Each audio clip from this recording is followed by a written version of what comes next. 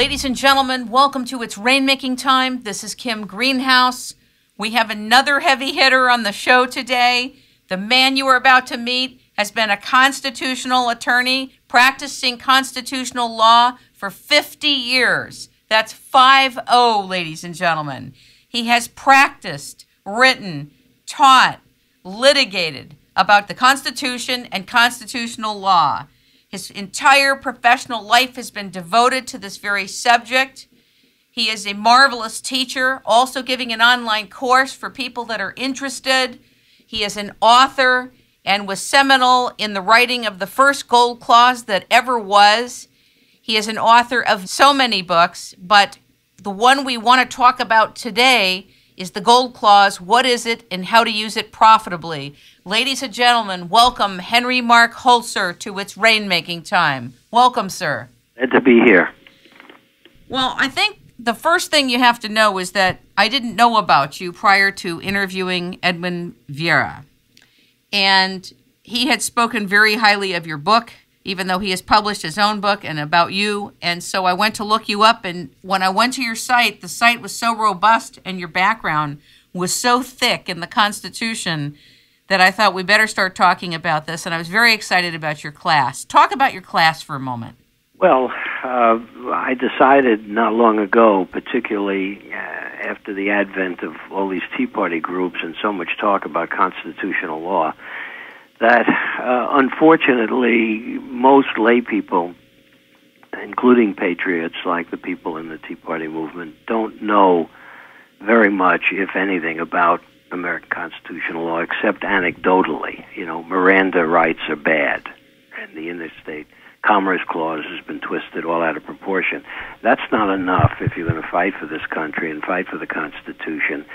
You need to know more. So what I've done is I've designed a course, which I am giving live beginning this Sunday for 10 consecutive Sundays, 2 hours about constitutional law, and I'm doing that live so that I can get it recorded, and that's all sold out, by the way. But beginning probably next Wednesday and every Wednesday after the Sunday when I do it live, it will be up on my website, and you have to promise not to laugh.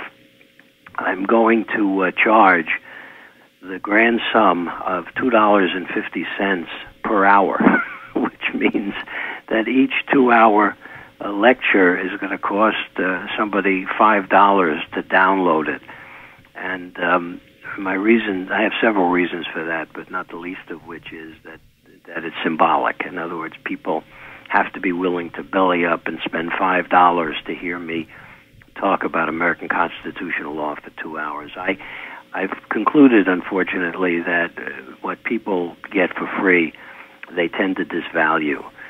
And I agree with you. Not take seriously. On the other hand, I want to make it available virtually for free to everybody in this country who's interested in listening to it.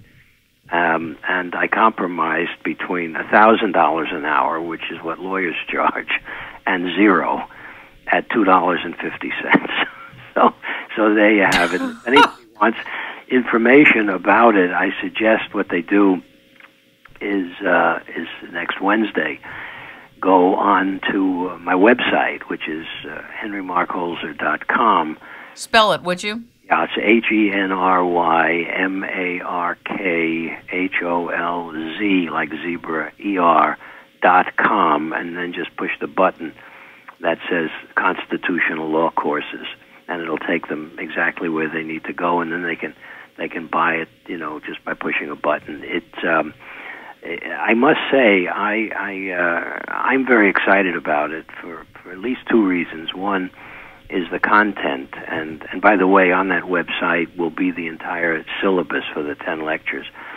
And it's very exciting material. And the other reason, of course, is that I'm going to pitch it to a lay level. In other words, it's not like I'm going to be talking to lawyers, let alone constitutional lawyers. I'm going to be talking to lay people, men and women who want a serious understanding of the basic principles behind, well, even the Declaration of Independence, the Constitution, and the Bill of Rights.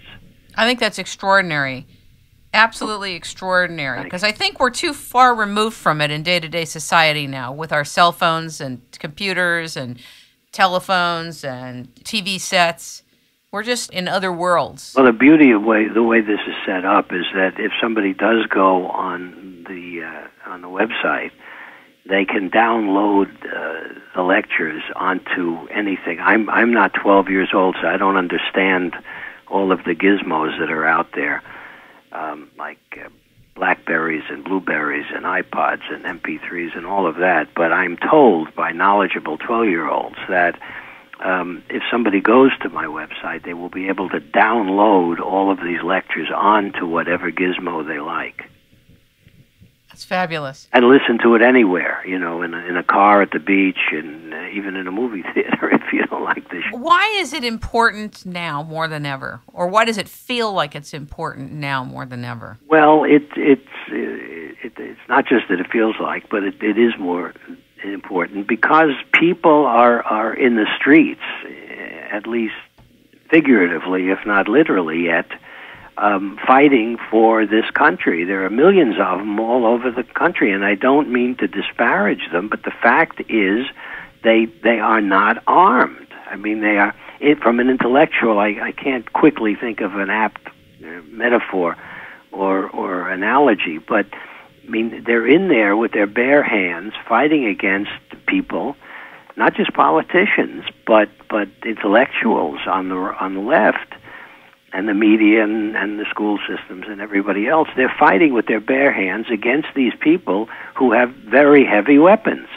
And the people that are fighting, the Tea Party people and everybody else, need to be armed, and that's what I'm trying to do. I mean, you take, for example, just to pick a case out of the air, Roe v. Wade. There are a lot of people rightly against the law, if you will, in quotes, that came out of Roe v. Wade, an abortion on demand, essentially. And they oppose it on religious grounds, they oppose it on various other kind of grounds. But what they don't know is that the genesis of the seeds of Roe v. Wade are found in a case called Griswold against Connecticut back in the 60s. And Griswold dealt with a Connecticut statute that a state statute that prevented, believe it or not, the use of contraceptives in a marital relationship. Well, whether that's a good law or bad law is irrelevant. It's a bad law, and as one of the justices characterized it, even a silly law. But Douglas, Justice Douglas, in a 3-page opinion, concocted out of smoke and mirrors a so-called right of privacy. Now, where did he find that? And these are his words. In emanations from penumbras. Huh? What is that? Emanations, vibrations, I guess, not to make a pun. Emanations from penumbras, which are kind of peripheral things in some of the Bill of Rights provisions. For example, he had the temerity to say that the Third Amendment, which nobody ever talks about, dealing with not being able to quarter soldiers in private homes in times of peace, which was an issue in revolutionary days, bespeaks of privacy. Okay? The Fourth Amendment, which deals with search and seizure, you need a warrant, bespeaks of, in his words, privacy. And he went through all of the various amendments and the subdivisions of the amendments, and he spun this web, all of which to him added up that the Bill of Rights is really concerned with, quote, privacy. And somehow that concept is applicable to contraceptive use in a marital relationship.